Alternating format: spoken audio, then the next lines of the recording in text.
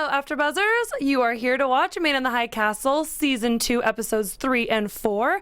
So stay tuned as we find out whether or not Juliana was given asylum.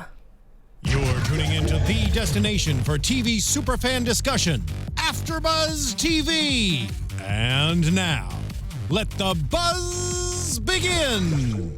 It's kind of a creepy song, too. It is. It would. I feel like it would be more peaceful or calm if the nature or like the content of the show was a little different. But I know a store called Edelweiss, so that's why I'm like, oh, it's even weirder, you know? Well, and being season 2, I thought maybe they would change it up and do something different, because some shows do, but they chose I'll call it classic now, because... Yeah, I think the visuals changed a little. I believe so. Yeah, but the audio, no. But, well, we've got a lot to kind of discuss, I feel like. We've got 2 episodes to cover tonight. So we're going to start with Season 2, Episode 3, which is called Travelers. I felt like, given what everybody did this episode, it was a pretty appropriate title.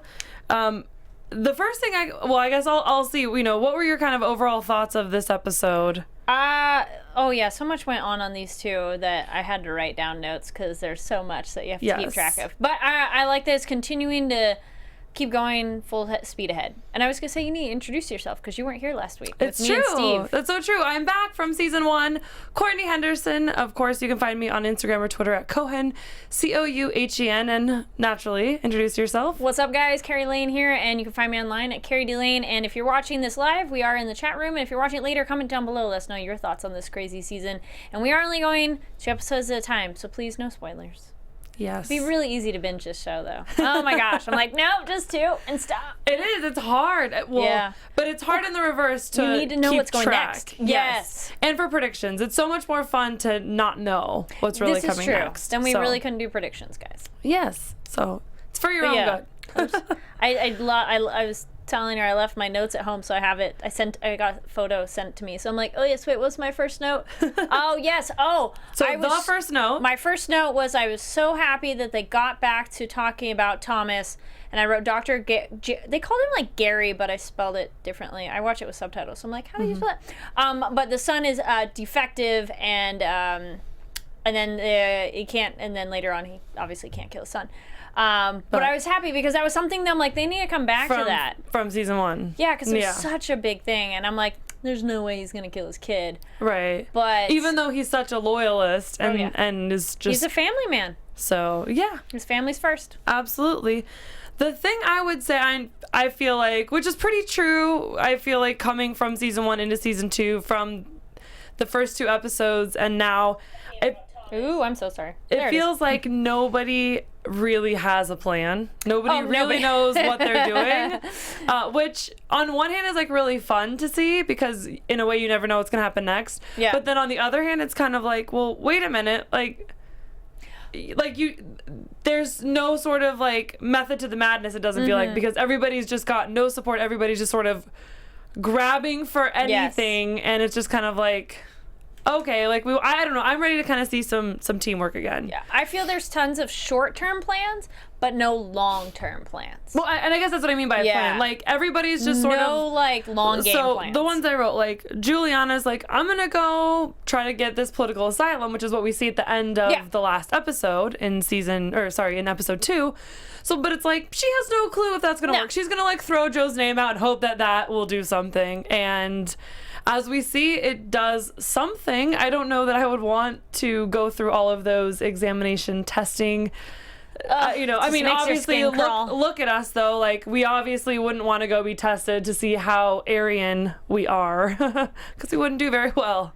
Well, as long as, that's all that. Well, I don't know. I have brown eyes. You have at least bluish eyes. Yeah. So, there's my. Oh yeah. Well, speaking of Juliana saying, the examination, the doctors and the doctor interview, I was like, ugh. But I like the Buenos Aires people talking to her about being Aryan. They were sitting next to her, and they're kind of like, hey, do you know this quiz? And I thought that was really interesting. And the creepy everything journal, like, detail everything you did. No, I didn't have sex with him. That's not what we heard. And I'm like, but I was wondering if maybe Joe, I don't think they did. I don't think they had sex. I was wondering if Joe maybe said they did, and so now it's kind of like, catching him in a lie, but obviously they're going to go with what he said, you know. Yeah. I don't know why he would say that. Like, I don't know what advantage it would have for him to say that they slept together. That he was swayed more by her because they were intimate. I guess, but... Or he cared about her enough or something that, I mean, but obviously they're playing on that, and we see that John Smith actually... Of course he comes in, how convenient. Takes over, yes. But it makes their world smaller. Yes. So he kind of comes and he gets her, and... the one thing I guess that also kind of blew my mind, and I would love to get your guys' feedback on this as well, is when Juliana was doing the examinations and everything, they tell her, okay, we need you to detail everything and give us everything you've done since Trudy's death 2 weeks ago.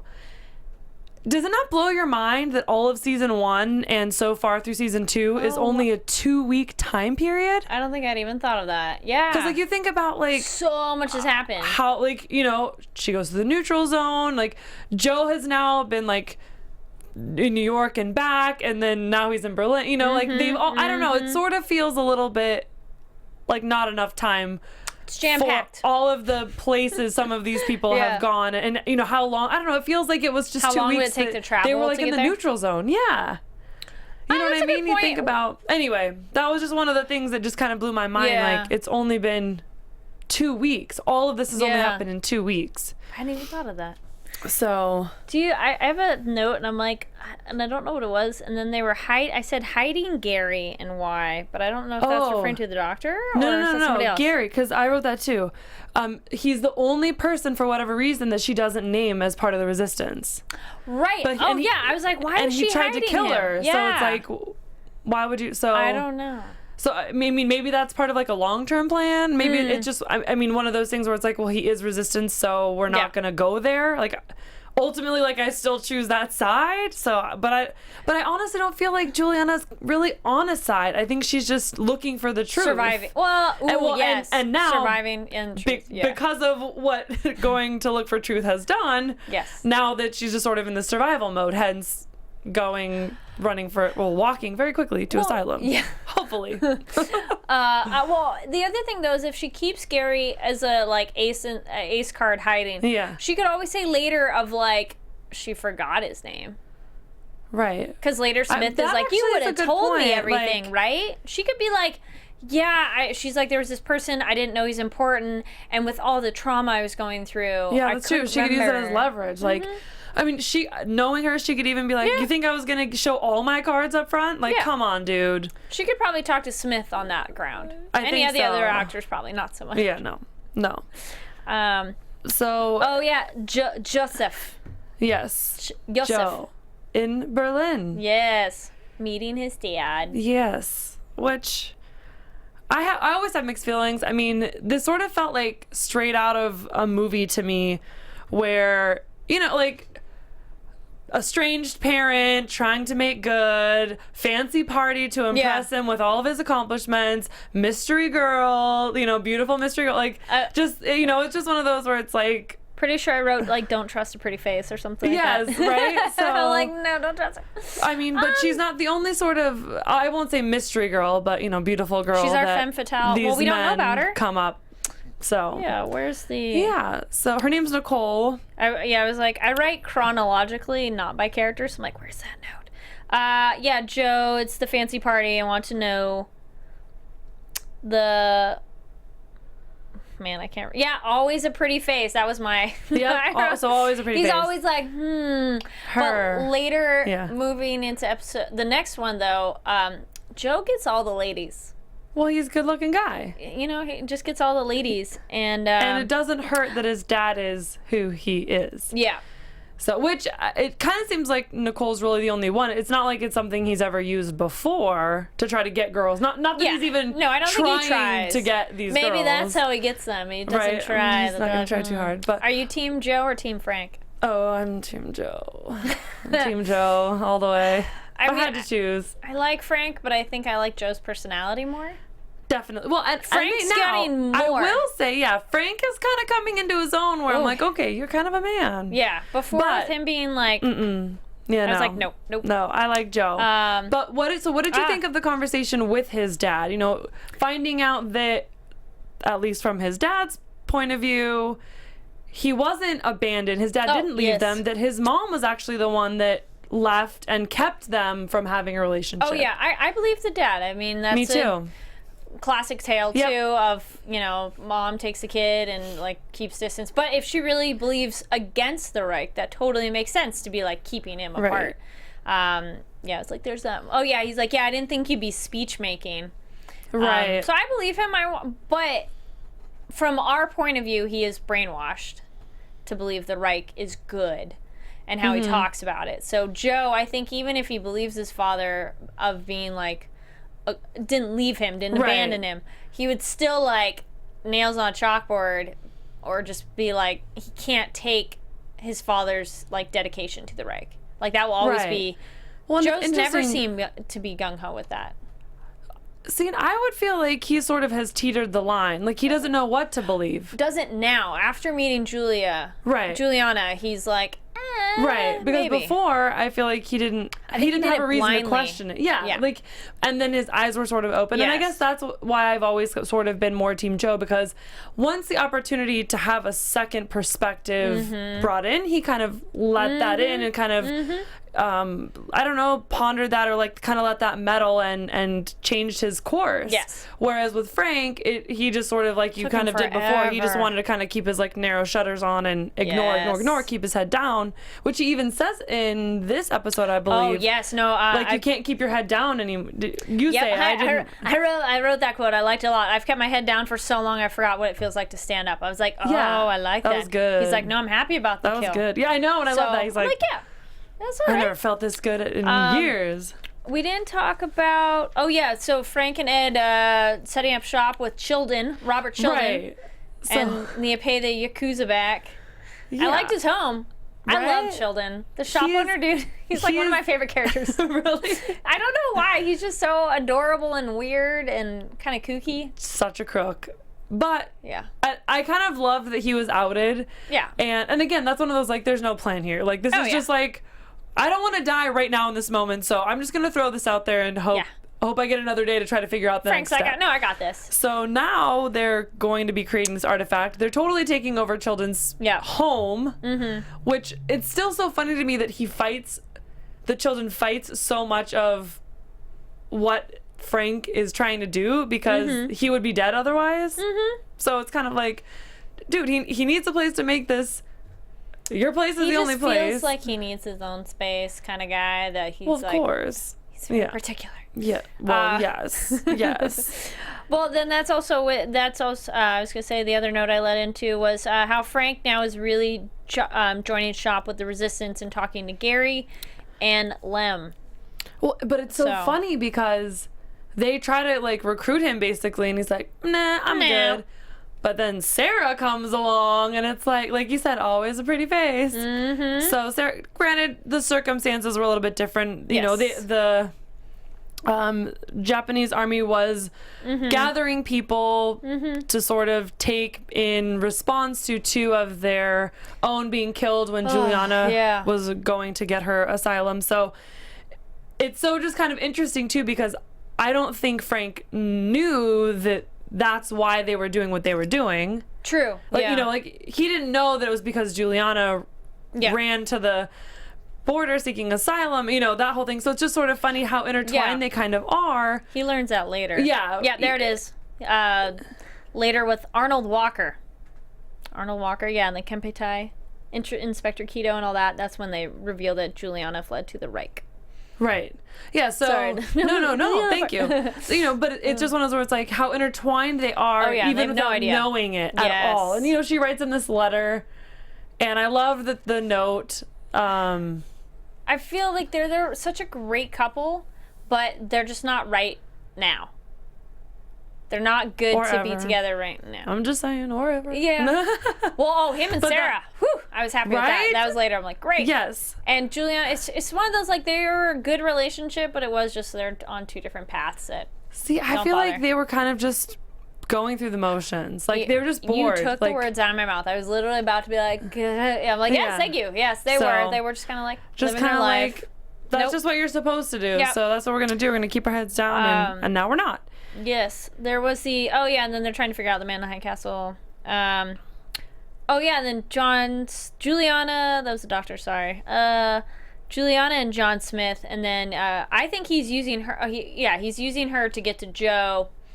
Who's using? John Smith is using Juliana to get to Joe. And it's odd because she's doing the same thing back. Yeah, no, she's you know totally what I mean? like. Not that that's a secret, obviously. No. Like she dropped his name to Yes. even get on their land. Yes. So, no, it's very interesting. Kind of that whole dynamic. Oh yeah. Oh, and then Helen trying to be so nice, and oh yeah, we don't have locks here, and you're like, I know, that's so weird. Yeah. That's weird. It's weird, right?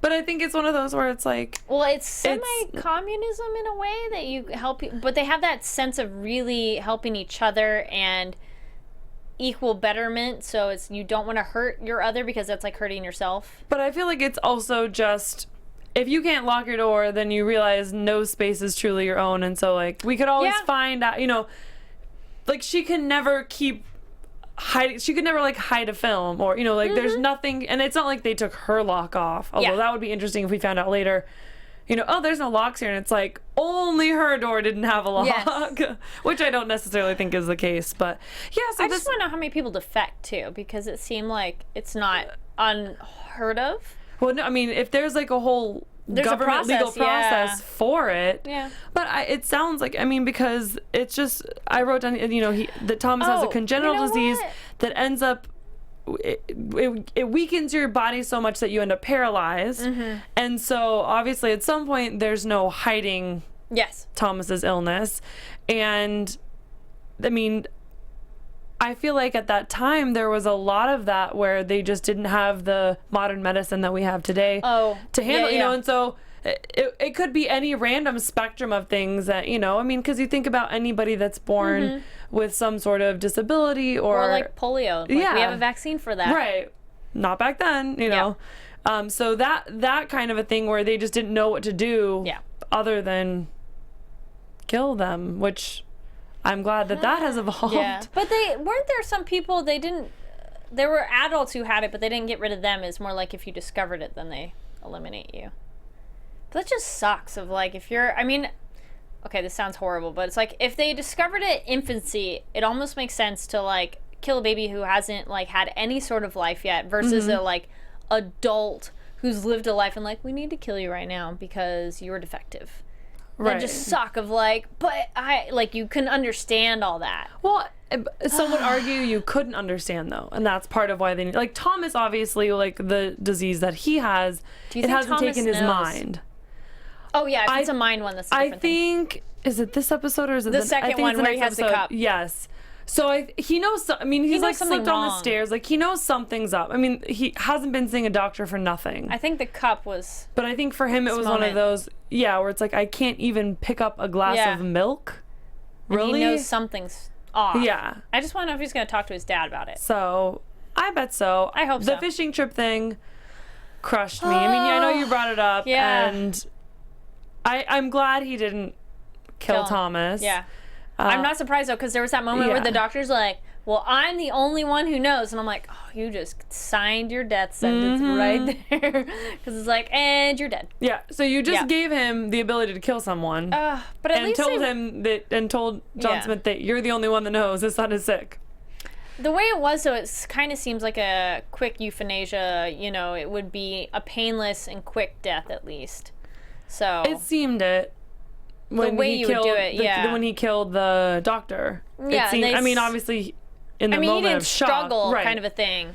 So, and they said, you know, when his wife comes over and tells Helen, she just goes, his heart just stopped. Oh, okay. Suddenly. I thought they said heart attack. Yeah. Well, I mean, heart attack's pain and stop. And, like, I feel like you'd flinch up or something, but this just seems like more like you drift off. It just happened, yeah. But I think when they do an autopsy or whatever, the result would look more like of a natural cause, like a heart attack, where in the moment it would obviously be very different, a heart attack versus, you know, a shot to his leg or something. The trade minister and the general. Yeah, let's move on to episode 4. Oh, no, they have some in 3. But yeah, we could definitely move to 4. But I was let's use that to lead into 4 then. Yeah. So the trade minister, and they're interrupting the meeting because they, you altered the plan, the radiation thing. Yes. And then he said, I like how the trade minister, because I failed to prevent it, and I thought he was going to do seppuku. I thought he was going to kill himself at the end of the 3rd episode. Because when his assistant comes in and like looks at the desk, he looked upset, like trade minister had fallen. You're right. And so I was like, oh, he killed himself. But then we see at the beginning of episode 4, he's still alive. So I'm like, right. Well, he. Oh, okay. See, and I thought he was dead that. the way they showed that in the beginning of the episode. Well, it's like the alternate reality thing again. His mind. I said mind traveling. Yeah. Yeah. That's a good way of putting it. So we see that, he's like mysteriously not at his desk at the end of episode 3. So now in episode 4, it opens so appropriately, I think, showing us where we'll call it mind traveling, where he mind traveled to. Yeah. And it looks like he's in a home that could have been his in Japan. It looks like I think that's his wife. Who or we his know. Daughter. I guess wife. I mean, I don't know, but I'm guessing wife. Who, this is clearly a time when like she was alive, so this is many years ago. This is obviously not the reality. Well, we know she's been dead for a long time. Oh yes, that was so that would have to be her. So it's one of those. So or it's an alternate reality. I think. Well, that's true. Yeah. So it feels like an alter. Well, that's what I mean. So we know this isn't the current state because we know his wife in we'll call it the main reality or in reality. She's dead and has been for a long time. So now in this alternate world, however time works, maybe it's nonlinear, and she's in this other reality. On the previous episode, Steve and I went a little bit into it, but not really, of how the films could exist and how the trade minister goes somewhere else of like, are we talking, is this other worlds? Is this like, sliders? Is it just multiple options out there that happen? And so does the trade minister go between them, or can he see possibilities? We don't really know yet. Right. Well, and because we got a little glimpse of how some of that might work with Juliana going and meeting him. But only other thing I was going to add, the last one was Juliana cutting her hair. Classic lady thing to do. I need change. I'm going to cut my hair. Yes. And it's so funny because I remember sitting there thinking, what a good idea. And then when I saw it, I was like when I saw the first cut, I'm like, you don't look different at all. Like, it's not. Now, granted. And now she has the bangs. The bangs. I guess that's true. That's true. Which they only showed this part. Yeah. No, and I was like, you literally. Now, granted, I would say almost that. want like here. I say that because like if I did that, I would definitely feel a difference. But it's not like you'd be disguising what you look like at all. It's not like she looks. I don't different. think it wasn't about that. No, it's women do it. It's so true. Just so you guys know, ladies do this notes. in terms of you break up with someone or you need a change. Women cut their hair. And I find it so interesting because she did that. She did that before she went and ended up meeting Rita. Yeah, then that's when she learns Joe's in Berlin. Yeah. Oh yeah, no, she meets it before. Yeah. Yeah, like so she cut her hair before she went there. She runs into Rita, who explains. We're all Joe's friends. Yeah, and I just wanted Juliana to be like, no, actually, I'm not that kind of a friend. I guess that's maybe like the girliness and like, or the girl. I say girliness, and I say that meaning like cattiness. Yeah. Julia. She's not that kind of a girl, which is why she didn't put it back in her face. But Juliana lately's been a little too mousy for me in the Reich. Yeah? She's been a little too much like, I'm just gonna hide in here and like I'm just gonna. Well, it's because she doesn't have a plan. I think she's trying to figure out like what her next step or opportunity thing with is. Rita, like she didn't have that confidence to be like, no, or even no, we're not. Like she didn't say it. She just kind of has. But yeah, I think right now she's just like whirlwind and doesn't have any sort of groundedness. Well, and I think for her, in a weird way, romantic or not, Joe kind of is a groundedness for her because he sort of was there for all of the.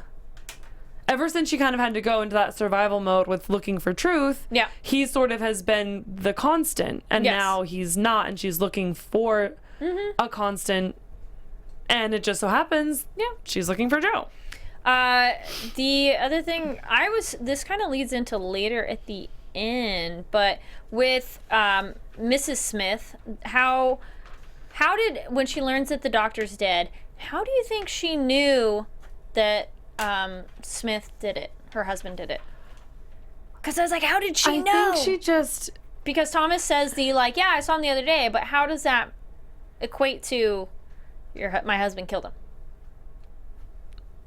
I don't know. I feel like maybe she knew that he was meeting with him. Like maybe she knew Smith was meeting with the doctor that day. Or some, but I don't know. Yeah. Or maybe Thomas has said something that we haven't seen. Maybe that was just more didn't even know that Thomas was seeing the doctor that often. So maybe it could have been that. Oh, and so she just kind of figured out. So she thought it was that weird. He was more sick than she knew. Yeah. And maybe. Because then when he does explain, I'm so he tries happy to when he explain. finally tells her.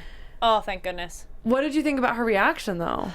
She can't kill her kids, and because she has the other scene when I forget what episode it was, but when he's coming home and she gets a gun ready, and like she would have killed her kids in case it was somebody else, and she couldn't do it. So I think she also is like, I don't want to kill my. But it's interesting. She said my babies, as if they would take her daughters away too. But maybe they think would. They'd have to test them, or maybe all your kids are defective. Think she's saying, if they found out that they were keeping a defective kid alive, like I don't know, maybe they could go to jail or something. Yeah. Like That's they true. would just take her kids away from her. Ugh. Whether they'd kill them all, whether they would just do it for testing, but I think it's just one of those where like, well, we can't risk you guys keeping alive another defective kid. So I hate that. Oh. Like they call it that. Yeah. You know what I mean? Yeah. It just, which is good because we've evolved to not thinking that way as a society. No, I think her reaction is she can't kill her kids. There's no way. We need to keep them alive and just what to do. And I like that they're kind of this power couple together. Like they totally seem to understand each other. I felt like they weren't on the same page at all in that moment. I felt like he told her, but they will be. Like she won't kill her kids, he won't either. That they're similar minded. But I feel like he's got a plan. Yeah. And I feel like she's just like, no, like we have to surrender. Not saying she's gonna kill her kid. She would. But I just felt like she didn't see any other option than them taking Thomas. Like, there's no way that they can hide this. There's no way that they can keep him alive. Even though they're not going to kill him and they can't kill him, I just sort of felt like she was just like, what have you done? She was lost. There's nothing... we're helpless. I guess I sort of felt like she was just in this, like, vulnerable, helpless moment, and he was sort of in this moment of, like... Well, confidence do you trust and me? like because he is confronting her and telling her this truth, and he's only telling her now because he knows how he's going to try to handle the situation. Yeah. Otherwise, he would have told her however long ago. That's true. Although I guess it's only been 2 weeks. Yeah. So, well, I do want to talk about what you kind of mentioned, Tagomi, and how he couldn't convince the General Onata. About how dangerous it would be to try to move the escalate. Yes. So was it his wrist or his assistant's wrist that was burned? Did you see that? I didn't take a note. No. When they're talking to the General and they're like, "Here's the photos of look how horrible it is when this happens." They're picking the paper up, and I thought it was his wrist. I think it is. I think it's. You mean Tagomi's wrist? I thought it was Trade Minister or the General. Trade Minister. So not General. I didn't know if it was the assistant, though. I don't think so. Okay. But then I want to know how he got it. That may be because we don't know yet. Yeah. So he was not able to convince him. Yeah. But Keto overheard this conversation, and he's the one that goes out and gets the General drunk. Okay, that's where thank you for picking up on that, because that's where I was like, what is the thing he's signing? And then he's signing. I love how he said it was like a routine order. Yeah, it's fine. No, it's routine. He goes and gets him drunk, so he'll sign that they're not gonna transport this radioactive material. I thought it was interesting that previous girl was back again, and I thought there was maybe chemistry between Keto and her. Maybe a little. Because they're like-minded, I wasn't quite sure what to think either. They're gonna like hop in the sack now, but they see a kindred spirit or mindset and survival and like steelness. Like they're just tough. So I think they get along. I thought it was interesting though that their host places that they go to, that it's white women. I would think if they're so anti-Americans, they would want. But I think that's why. Well, it's like you're using them. Yeah. That was my I think. I mean, that's the only. Yeah. thing I could think about, which I actually thought, this is kind of going back, sorry to jump around a little bit, you guys, going back to episode 3, where Sarah says, basically, well, we weren't American, and then when the Japanese no, that's control... in 4. Is that in 4? Yep. Okay, thank that's, you. Okay, then I'm not... Manzanar.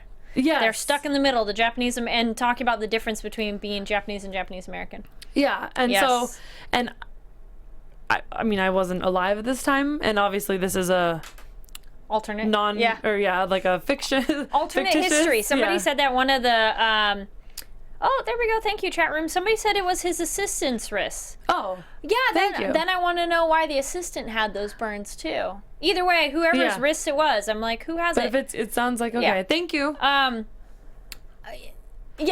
Somebody in the I think it was in the comments explained that it's alternate history, and I was like, that's a good way to describe how the show. It's alternate history. It is because it's what if the World War had ended differently. So, but I did find that interesting and just kind of like how crappy. Like a circumstance, and how I'm sure some of that really happened. The other thing that I found interesting, which I just sort of wrote down as a note, is was about the kids being taught. It's so interesting because, like, I've heard before, they say that history is written and rewritten, and like the winners are always the ones that get to write it. Yeah. And so it's so interesting how prevalent I feel like when we've seen the kids being taught that it's very apparent that our founding fathers having slaves is always talked about. Okay. And then there was something else I wrote about that too. Well, was that Thomas with Juliana? And he's like, didn't they teach you about the Indians? And when he was doing her testing? Yeah. Yes, he says, maybe that's when it was. And I kind of joked to myself that he doesn't mind helping her out because she's pretty.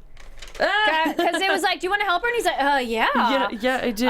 That's so funny with Thomas. Yes. But he says, brainwash for her, you're brainwashed with that propaganda. Which I'm like, Thomas, do you realize how you say that? So are you. But there's no way he would see that. Right. Of course not. No. But yeah, there was that, and then that was the Thomas not know anything. And then Joe, still in Berlin. Yes. But wants to leave to New York, wants to go home, back to New York. Have his honest job. I love, which I kind of think is so cute. Like, this is also kind of why I'm there it is, Team Joe, because he's just like, I just want to go do construction. And as we know, so he gets permission to leave, which I loved the way he said that to his dad. Yeah. When his, he talks about going back, and his dad asks him, he's like, oh, so are you going back? And he's like, well, am I allowed to go home? I mean, it's not really up to me. He needs his permission, too. Yeah, that's what I mean. So it's like, his dad asks him, like, your dad's like, oh, do you leave tomorrow to go home, back to work? And it's like, well, you have that choice. It's like, you're the one making that call, so why are you even asking me? Yes. So he goes home, but... I like her thing of, like, why don't you use your father's prowess, his power, and do something here? But then I was like, I don't know if I trust her. No, like you said before, always a pretty face. I feel she's just working for somebody. To walk into the bar or into the hotel right as he was leaving, and then she kissed him. A drink. Oh, hook, line, sinker. He's done. He's done. I hope not, but he thinks Juliana's dead. Oh, correct? Yeah. So he has no reason. He doesn't know. Yeah. Yeah, pretty much. But didn't? Oh, I don't know if it was his dad. I think it was John Smith that said something about they're just confirming if the body that was found was hers. Yeah, something even like though he knew it. I think John Smith knew it wasn't Juliana, or whoever was the one telling him knew it wasn't Juliana, but was using that to, I think, try to see what that relationship, how he would react and how intimate that relationship may or may not have actually been. Yeah. Anyway, so I think Joe thinks she's dead. Yeah. So he kind of has no reason to hold back. Like, he can move on romantically, even though I don't think anything happened, but I think he wanted to, and there were some moments. They had chemistry. They had some moments, so I'm excited to see him go back to New York and kind of what that entails. So I was gonna say the only other things we didn't talk about are Frank, George Dixon. Oh yes. That Juliana goes. I was gonna say real quick. She goes looking for him. Who's the guy? Oh, who's the guy? Who's the people trying to follow her and then kill her? The mystery. Yep. And then he calls her. That's about it. And then so who do you think they are? Are they the resistance just trying to get rid of her? Because Which is weird. I don't think the Resistance would be trying to get rid of her. I don't think so because either. I don't think they really know if she's which side she's on. Exactly. I don't even know that she knows. I mean, yes, I think she's fighting for freedom. Yes, you know, and looking for truth. And truth. Yeah, freedom and truth. But we didn't fully talk about how. Well, first of all, I love Ed. And I feel so bad for him in these episodes because he's dragged along. Yes, and Frank, like, so we see in episode 3, they totally set up shop to make these things and repay this debt, and then all of a sudden now it's all about this bomb and getting this explosive material, you know, and and I have to say I was a little disappointed in the episode in the sense that they're this is like a secret mission type circumstance. They were not very quiet. They don't show anything. Like, they don't show how hard it is to get in the building. Like, nobody almost catches, you know, it's just one of those, like, it just sort of seems like with everything going on in the world, it would not be that easy to just go in, drill in, suck this crap out, and get out of there with absolutely no obstacles whatsoever. Like, it would have been so much more fun. It's like, this is such a cool little storyline. And it wasn't Frank. Yeah.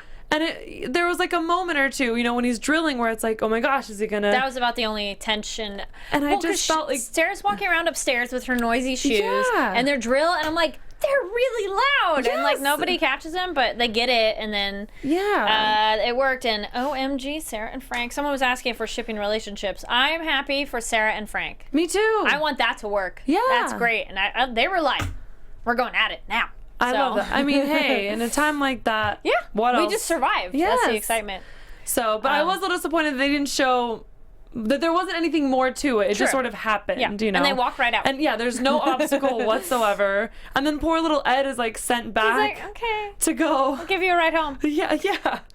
And then if we have really quick predictions, I think that's it. That was kind of it. That was the only other. That's all I had. Yeah. Yeah, it gets hot and heavy with Sarah. And then Trade Mister doing his yoga at the end. Yeah. I dug his tree pose. Well, predictions. Well, I guess, I mean, this episode's called Escalation. It escalated. We don't get any resolution. We just sort of get all these open ends with all of these different characters. Like, will Joe really come back to New York? I will predict that Joe does come back to New York. I think he does eventually. I think he will do a little bit more in stay Berlin. There longer. And then go back. I do think Juliana will maybe reach him, and that will bring him faster back to New York. Ooh, I like that. That Juliana is the reason when he comes back, it's because of her. Yeah, it'll be like the pull.